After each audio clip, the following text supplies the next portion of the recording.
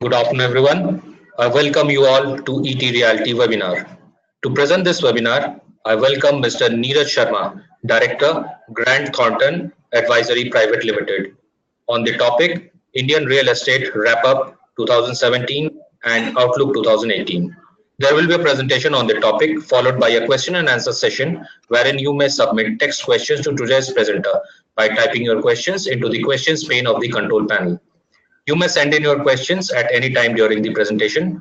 We will collect these and address them during the question and answer session at the end of the presentation. Now I request Mr. Neeraj Sharma to start the presentation. Over to you. Thank you, Shubhrajit, and good afternoon, everybody. It's quite a warm afternoon. The webinar we'll talk about how real estate fared during the year. Quite an eventful year for the sector. Lots of highs and lows. This year saw a lot of government interventions through new acts, reforms, various developments. RERA, GST, affordable housing are some of the examples of key policy initiatives by the government. While some of these laws are still in the transitional phase, these are expected to have a far-reaching impact, completely changing the landscape of the sector in the coming years. But yes, in even the transitional phase, it had severe impact on all the stakeholders of the sector, the overall demand and supply situation. So for the next 40-45 minutes, we'll structure the webinar in terms of, we'll talk about how key policy changes impacted the sector. We'll pick up RERA, GST reforms around affordable housing. We'll also look at how commercial and residential real estate fared during the year, in terms of also looking at some of the key markets of the country. We'll also slightly talk about how the investor sentiments moved during the year, where all the investments went in, and also finally see what's in store for next year. Given that a lot has happened in this year, what we can expect the sector to behave in 2018. So 2017 really started with one of the radical move by the government of India, demonetisation. It was very fresh, and it really touched everybody in terms of all businesses, every individual, etc. And real estate was no different. The sector was already bleeding with low sales, low demand, and also the overall sentiment, overall mood of the sector was already quite negative. And the move or demonetization further impacted it severely. The sector was perceived to have a very high element of cash, especially in the secondary side of transactions, which really made the entire consumer fraternity completely avoiding the sector for some bit of time. The other impact area was really felt on the ground. A lot of construction sites where there is some amount of cash required, that also got impacted. The construction got hampered with this as well. But I think from a long-term perspective, a very wise move by the government to bring some discipline, in the economy as a whole, but especially in the sector as well. Now, with more than 12 months of this development, I think people are coming back to the normal, and I think the rules of the game are definitely going to change. Moving on to the next big development, RERA. I think this can be really considered to be one of the significant legislation which has impacted the sector. This really moved through various legislative consultations through different committees, finally seeing the light of the day. Obviously the sector, the real estate sector had become huge in terms of its contribution to the GDP, large number of transactions, and mostly it was quite unregulated, and there was no standardization of the operations of the transactions, and obviously coming in the limelight for all the wrong reasons. I think there was definitely a need for a supervisory body to regulate the sector. Uh, it was really needed to oversee the operations, the nature of transactions, etc. This act definitely has the ability to change the entire landscape of the sector, redefining the process of how real estate sales happen in the country. Not only impacted the developers community, but each and every stakeholder uh, that we see who is a part of the overall real estate ecosystem in the country. The provisions of RERA got challenged as well. I would like to highlight a very recent decision of the Bombay High Court. So as you would know that there were certain provisions relating to inclusion of ongoing projects, creation of the escrow account, and also the timeline given for completion of projects. These got challenged across various states in India, but the High Court recently came out with a judgment validating the the applicability of the provision relating to the ongoing projects. And I think there was merit in what they said, because ultimately the objective was the timely delivery of projects. And I think those projects were obviously in a different stage of their completion. However, it was a very pragmatic view taken by the court.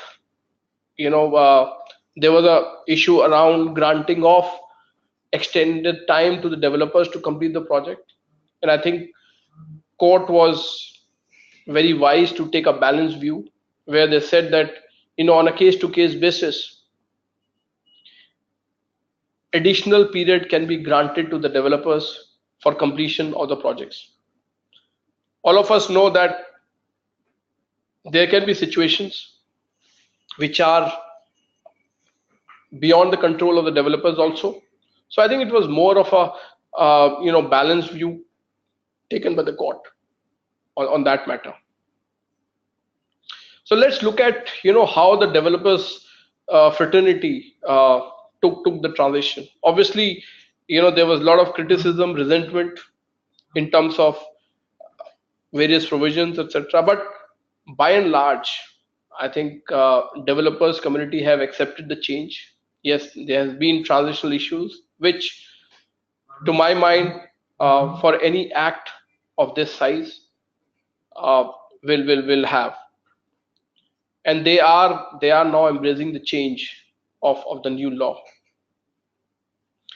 It is also good to highlight that organizations like CREDAI, Naredco, FICCI are working with the developers fraternity and ensuring that by creating the awareness that how important this act is for the long-term success of the business and real estate as a whole.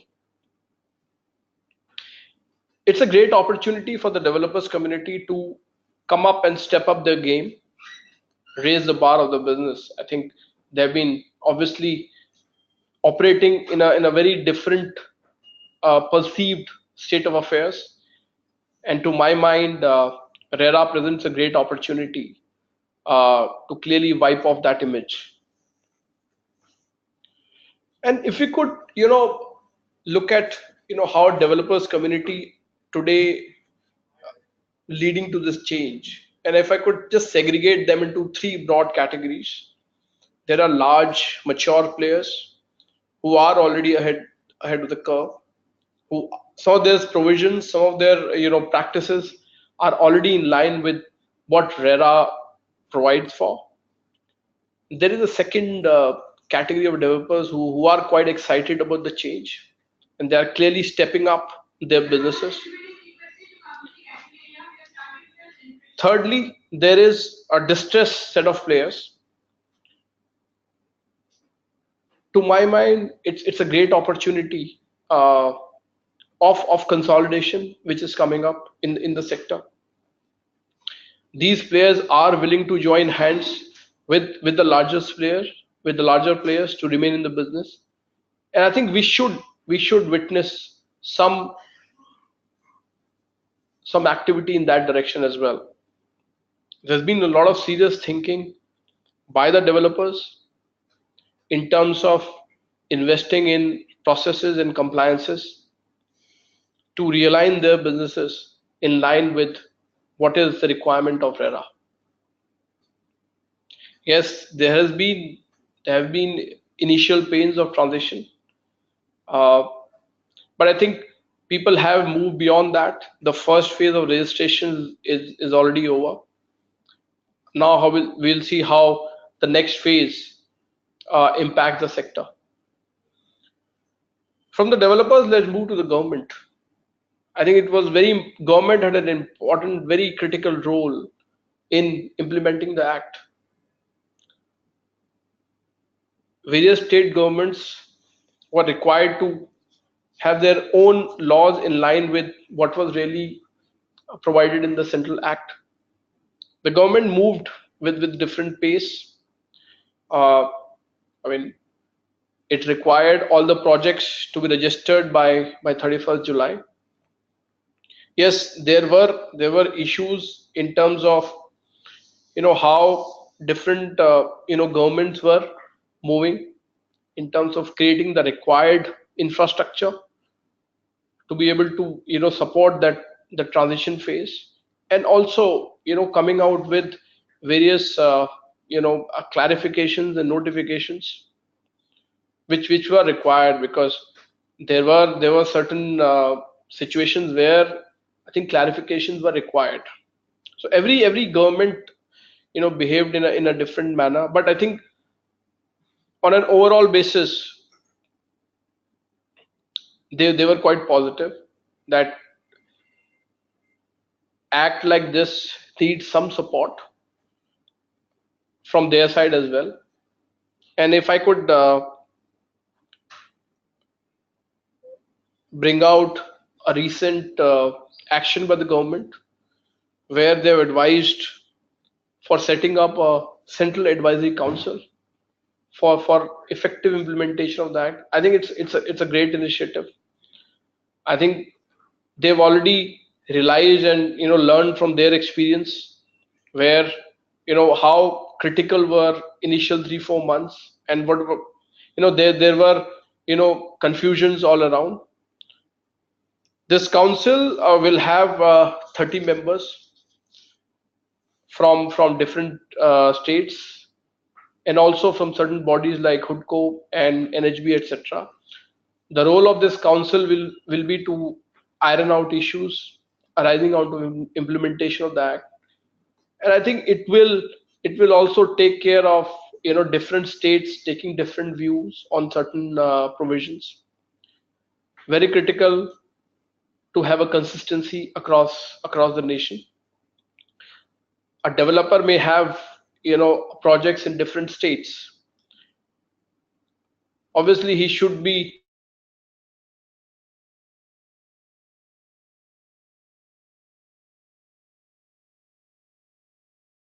should work in that direction.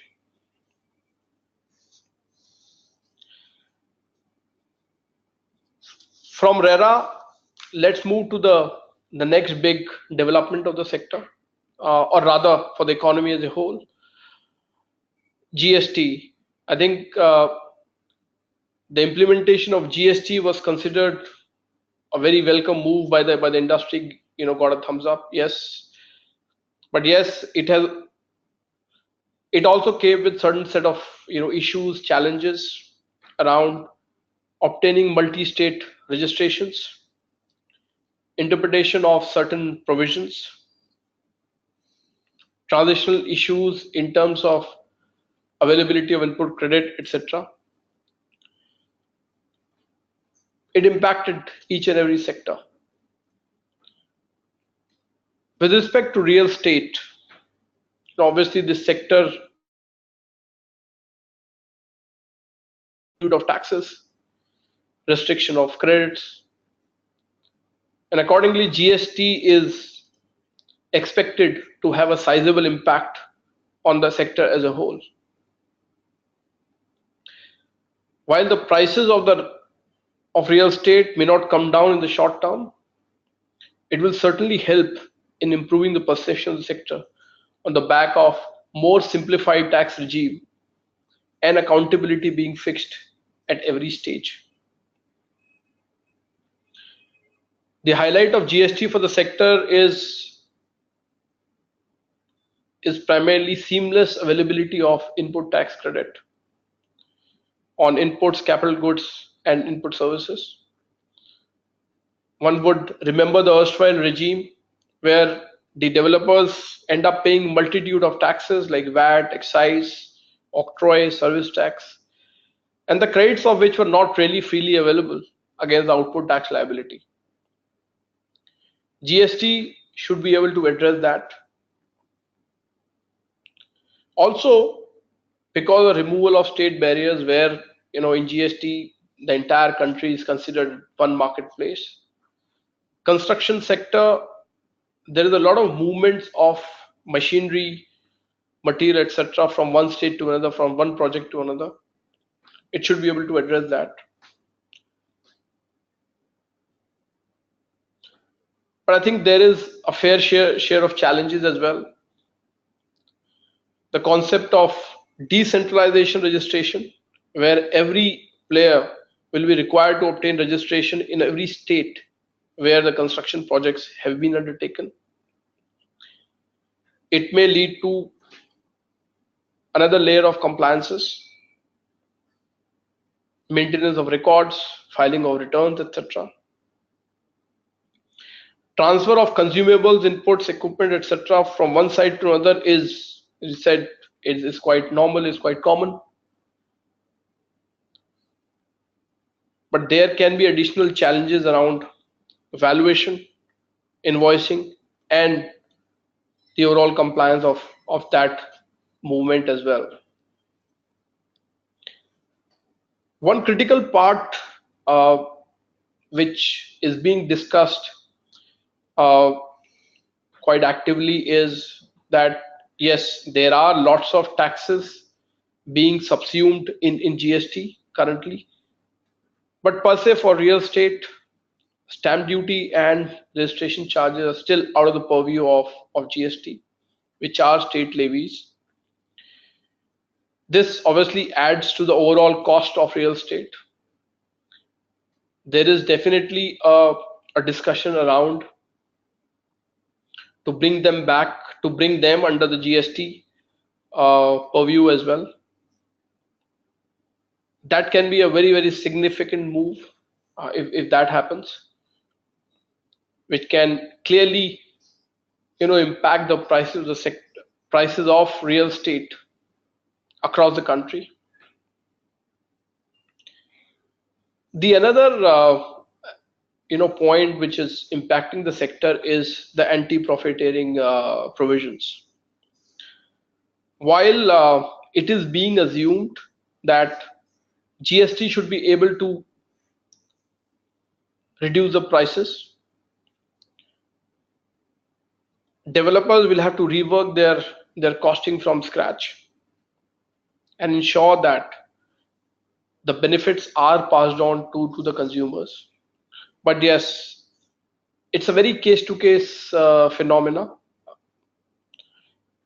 For projects which were under construction or ongoing at the cutoff date of the GST implementation, it can be a very difficult task in those cases to compute the impact. So again, something which the government is looking very closely at, and real estate sector is one sector where the government believes that there are there are cost reductions which have happened and then should be passed on to the developers, by the developers to the consumers. The next key policy decision from the government was around affordable housing. We all know that, as part of the overall mission of housing for all, government has been pushing the agenda of affordable housing by rolling out various reforms and incentives. We saw this segment of real estate getting the status of infrastructure, which was definitely a welcome move, which really meant that the finances or the long-term finances are available with easy terms for the developers. There was also a tax incentive given as part of the tax holiday under the provisions of the Income Tax Act. The government also brought in a new credit-linked subsidy scheme to make it further attractive with the provision of 1,000 crores, and further softened it by increasing time period from 15 to 20 years for the loans taken under those schemes.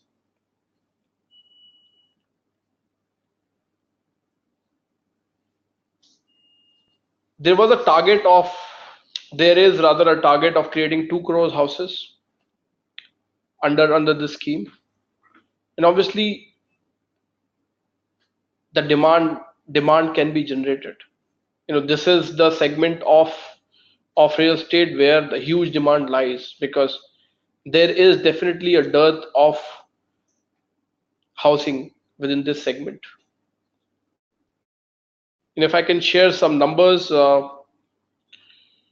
this year only close to 1,80,000 units have been launched under this scheme, which is far beyond the requirement. While the government will keep on pushing the battery of reforms for this mission, it is critical that more and more developers embrace this segment as well. And with RERA getting stabilized, consumers will get attracted to the lower interest regimes, and also along with the tax benefits attached to it. I think the most important piece is the certainty of getting houses in the required time. And I think RERA should be able to address that.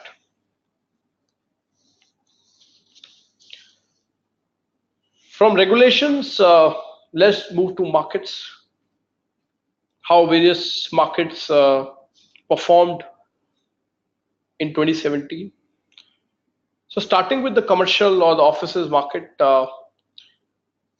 so 2017 has been a good year for the commercial market as well. I think the momentum really continued from 2016. Cities like Bengaluru, Chennai, Hyderabad, Mumbai and Pune registering a positive absorption rates, uh, close to 1% on an annualized basis. When obviously demand got generated by BFSI, ITS companies across the sector.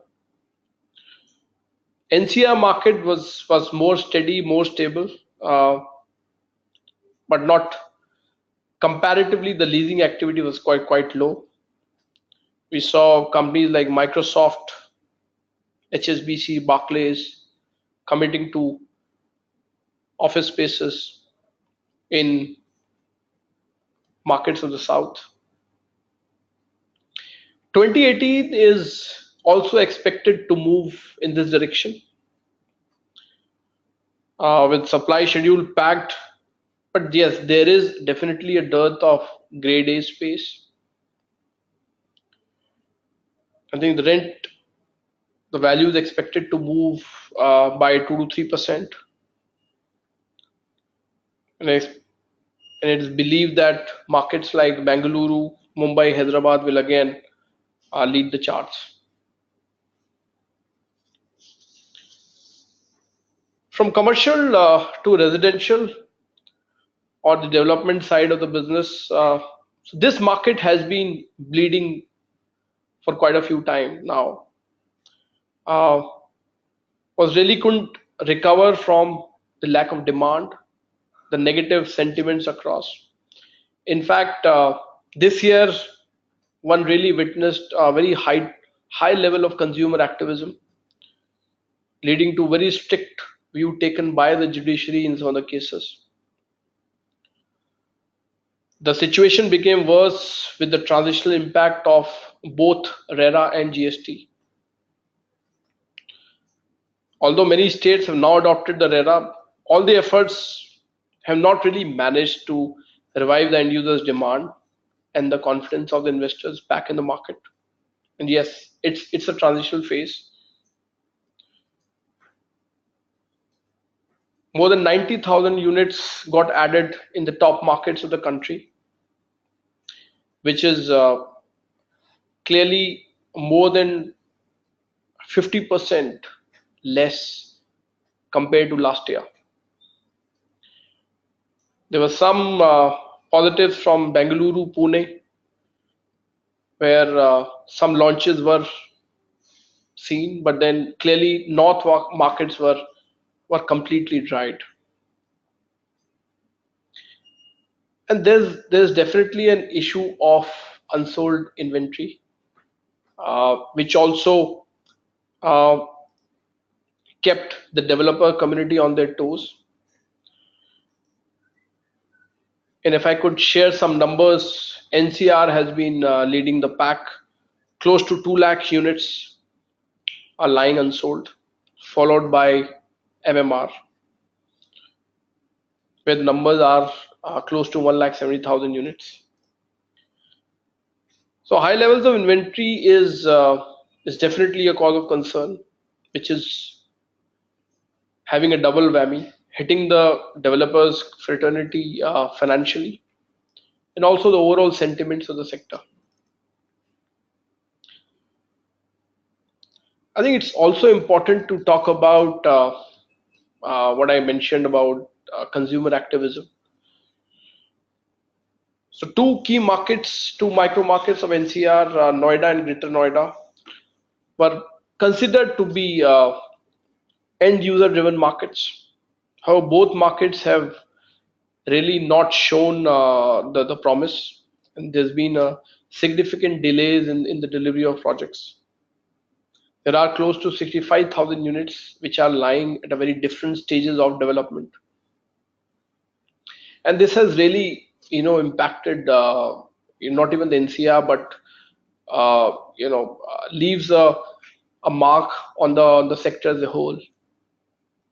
Obviously, government is closely looking at this situation and coming up with a solution, working with different stakeholders, including large players, organizations like CREDAI and other consultants. An objective is to, revive those markets. There's been commitments of delivery, and positive thing has obviously happened. I mean, last 6-8 months there were uh, traction on the ground where deliveries started happening. So I think this is a critical piece which needs to be cleared as soon as possible. And I think government, in its right wisdom, is having a very supportive role in the entire scheme of things.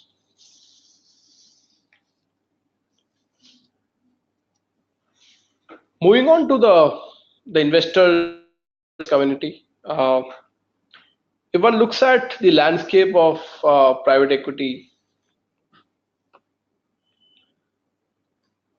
the investments almost stagnated during the period 2011 to 2014. However, with new governments and their policies and reforms, there has been some change in how the mood, how the interest is getting generated. From an average investment of close to 2.1 billion in those 3-4 years, I think we should be closing 2017 by a number close to 4 billion. While one transaction was a clear outlier, leading to 1.8 billion. But it was important to see the mood of the investors community changing, which is moving in the right direction. It's also important to look at how the landscape has changed of the private equity. In effect, if I could give you some sense around what had really happened in 2011, the majority of the investment, close to 50%, went into residential. Offices saw investment close to 30%, and the remaining 20% between retail and logistics, warehousing, etc. 2017 was a completely different picture. We saw offices close to around 66%. Residential, very, very dismal figures in single category digits, close to 5%. Retail gaining some ground, close to 14%. Yes, warehousing, logistics sector with all these startup companies and e-commerce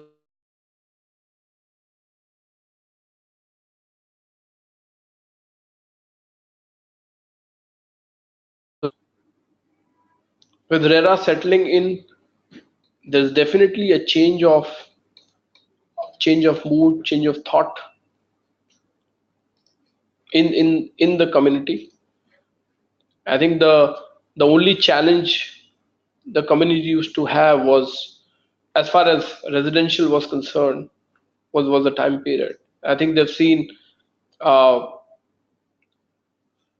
undue delays in terms of getting their investments back and also at the right valuation. Something with the new laws getting stabilized should change.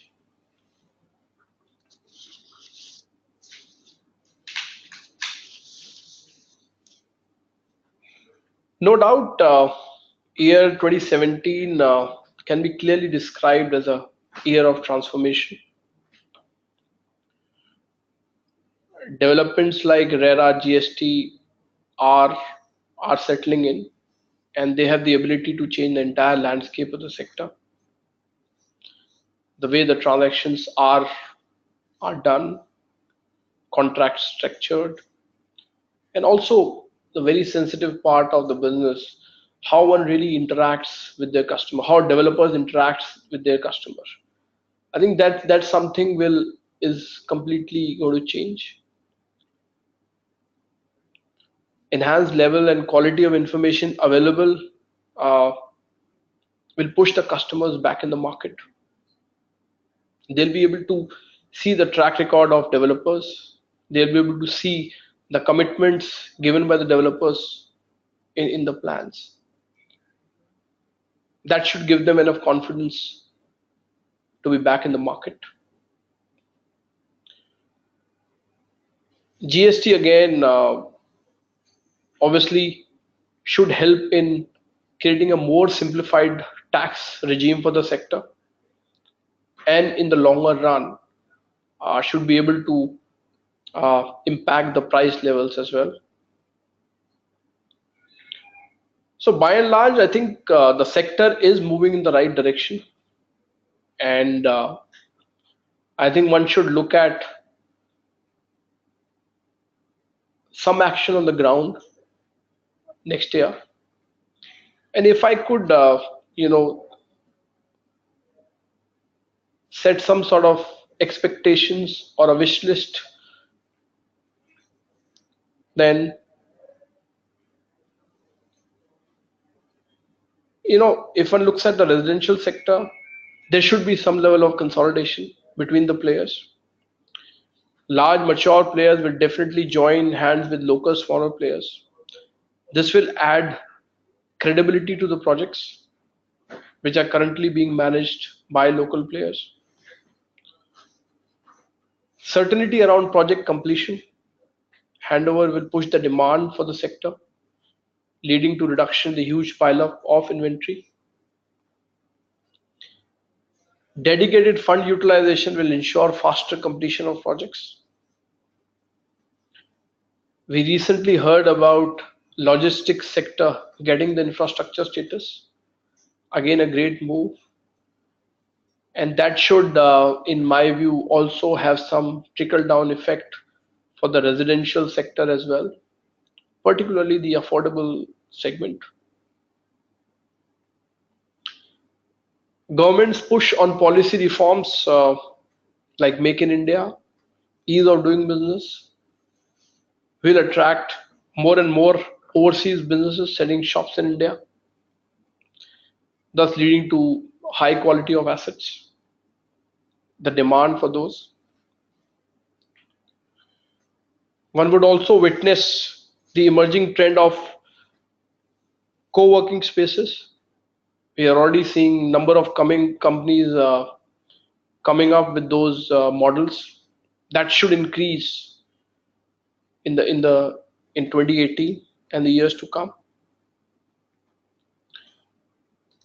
While the investors are seem to be back in the market, one would like them to embrace residential sector as well, particularly the affordable. I think that's where the huge demand is.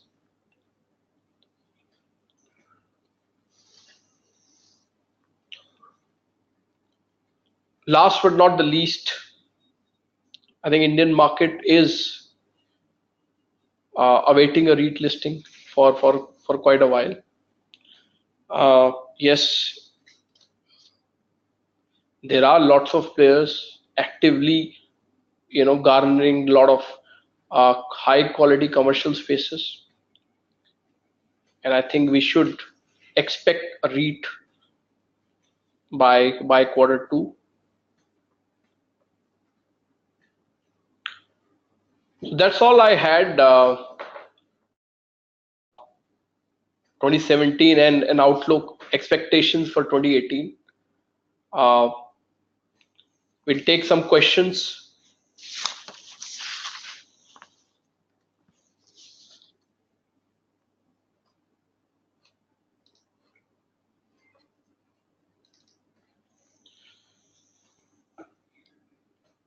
So there's a question from Mr. Sachin Sharma.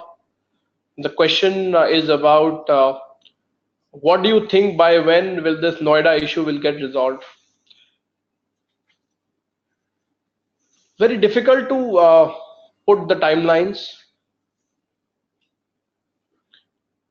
but given the government's uh, focus and the way the government is moving,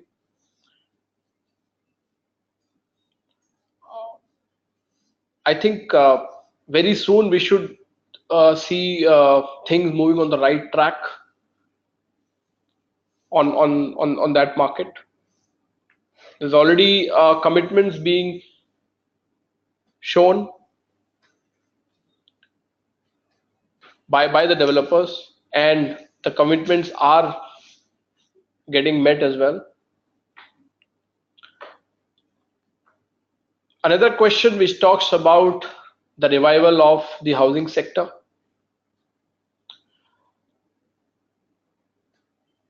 So there's definitely I would say the stage is set.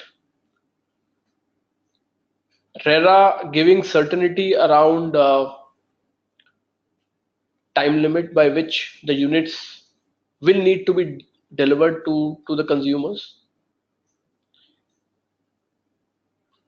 Ring fencing of the finances with that 70-30 clause should help and push the developers to utilize that money collected from consumers in that project?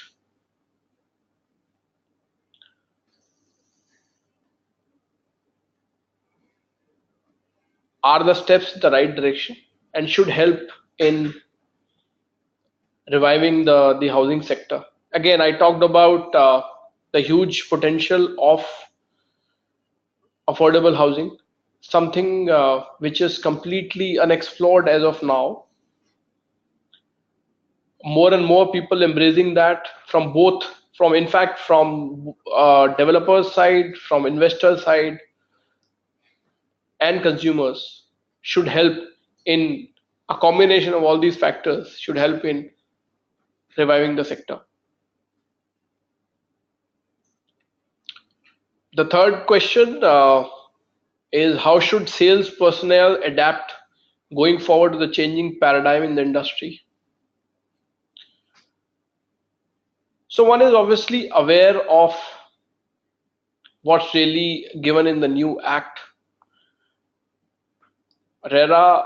So customer is at the center of RERA. I think that was the uh, primary objective of ensuring the interest of the customers. So one is obviously understanding the complete provisions around RERA, have knowledge about the product and the commitments. And I think what's really important is what kind of commitments are being given to the customers.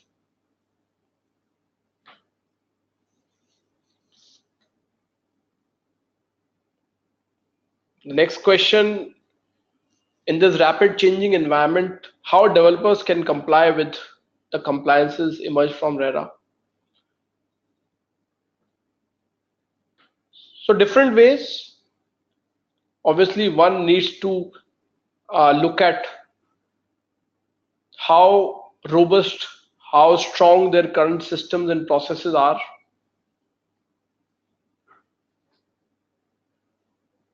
Do like an assessment vis-a-vis what RERA requires and how strong the internal processes and systems are, and then step up uh, to plug those loopholes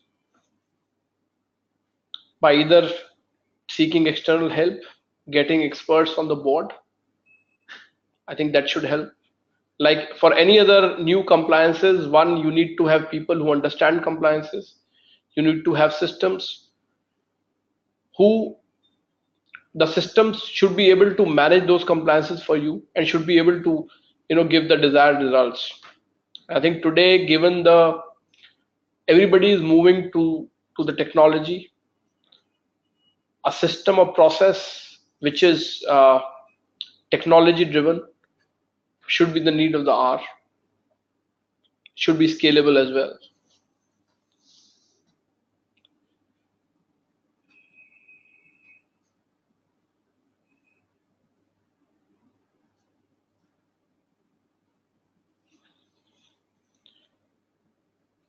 So I'm just looking at the questions.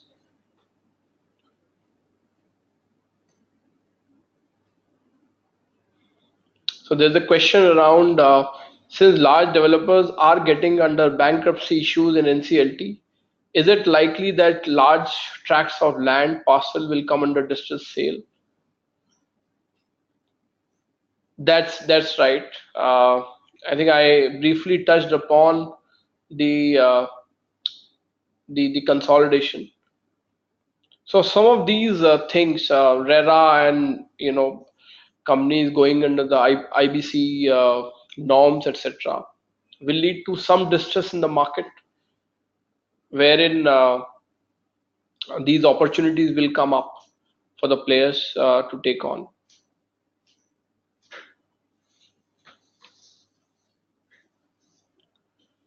There is a question around what is your view on warehousing as an asset class in terms of future outlook and specific trends that are expected. So given that now logistics has been given a favored status of infrastructure, uh, we could see more investments in the sector, and e-commerce companies have already have high commitments, huge commitments, which will push demand for warehousing and logistics.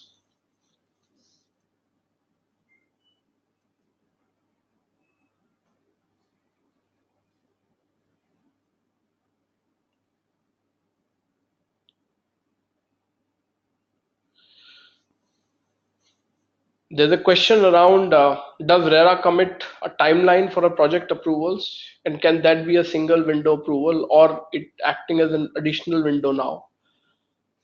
So the approvals are not governed under RERA. I think approvals are outside RERA. Uh, but yes, I think government is moving towards a more time-bound mechanism for granting approvals, because I think you can't penalize a player if the delay is due to undue delay in receiving approvals on various fronts. So government is definitely looking towards having a time-bound approval mechanism. But yes, to answer specific questions, it is not under RERA as of now.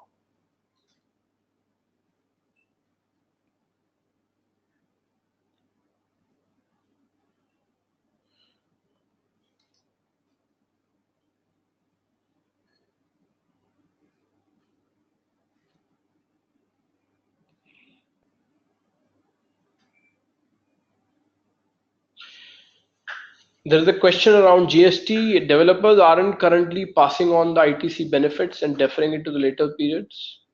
Isn't it compulsory for them to pass on the benefits in every tranche of the demand node? So yes, I mean the anti-profiteering rules under the GST uh, requires the developers to pass on the benefits to the consumers. Having said that, as I mentioned during the discussion, that the projects which are ongoing, it's very difficult. It will be a quite an exercise for the developers to come out with the right amount of benefits. It will really depend on at what stage of the construction your project is. But yes, they are obligated to pass on the benefits. There's a question around how much increase in foreign investments one can expect due to RERA and GST in Indian sector in 2018, Indian realty sector in 2018. Well, I think the way the investor community has embraced both RERA and GST, I think we should definitely be able to uh, see the investments beyond the level that has been achieved this year.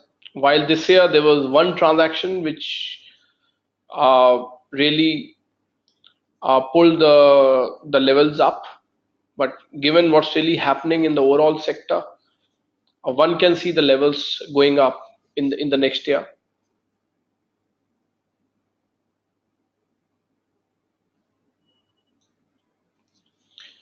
So there is a question about oversupply of commercial spaces, given that developers are going quite aggressive. I think it really depends on which market. Today, if you look at it, there is definitely a dearth of or a limitation of quality assets in markets like Bengaluru, Hyderabad, even in NCR. So vacancy level are not that worrying as they are in case of residential. But yes, one needs to be careful in terms of where the demand is really coming up and depending on what's really changing in the overall economy of the country.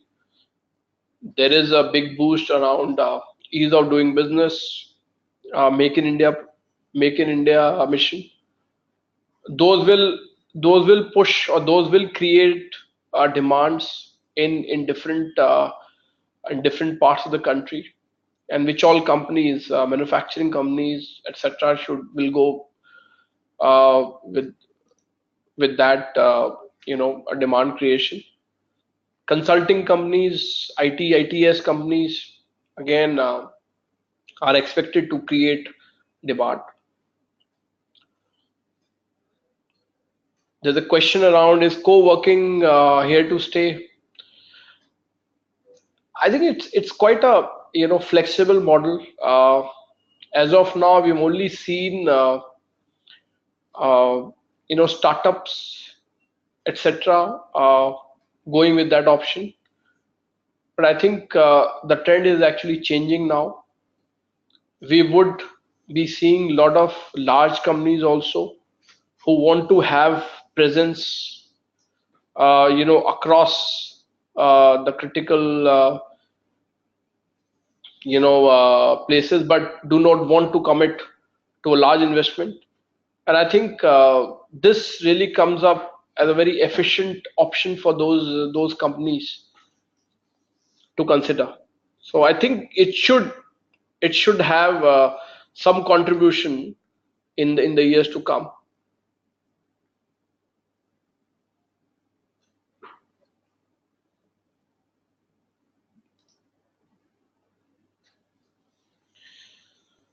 So there's a question around how many REITs are expected in the first year. How is it expected to impact commercial real estate? Very difficult to put a number to it, but I think if the first one happens, I think there are few already in the queue to happen.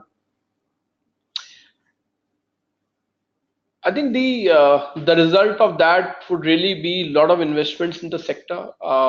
Pension funds are clearly waiting to invest in a REIT, which is a phenomena globally as well. So I think it should have a positive impact on the overall real estate, and also in the investors community as well.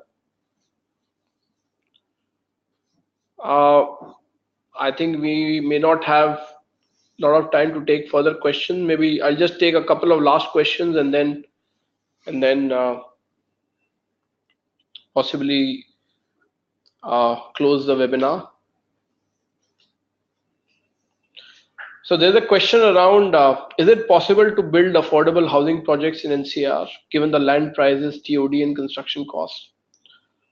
Very valid question. I think government again needs to play a part in making affordable housing more attractive. We have seen certain developers attempting affordable housing in NCR, in Gurgaon even. I think government needs to come up with some sort of incentive to make it, further attractive. Yes, there is a, definitely a limitation on the margin in affordable housing, but I think those margins can be compensated through, large volumes.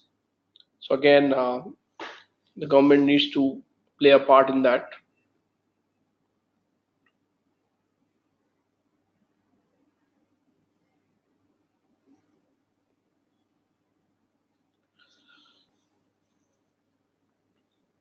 So there's a question around what are the returns investors can expect from REIT. I think more than the return, I think what's important is the stability of the return. Today, people talk about 7 to 8% of the returns that are expected from REITs. But what's really important is the stability of that return over the years, which really matters for somebody who's coming up with a long-term view in REITs. So this is all time we had on this webinar, and I thank you, all of you, We'll try to, respond to questions later, as long as we have got complete details of the person who's asking the question. So over to you, Shubhajit. Thank you, Mr. Neeraj Sharma, Director, Grant Thornton Advisory Private Limited, for the presentation on the topic Indian Real Estate Wrap Up 2017 and Outlook 2018. Unfortunately, we won't be able to take all the questions due to time constraints. If you have any other questions, please send them at editor@etrealty.com. It was an engaging and insightful talk, and hope all the participants have enjoyed the session. The recording of this webinar will be made available on etrealty.com. Thank you everyone for joining us. Goodbye.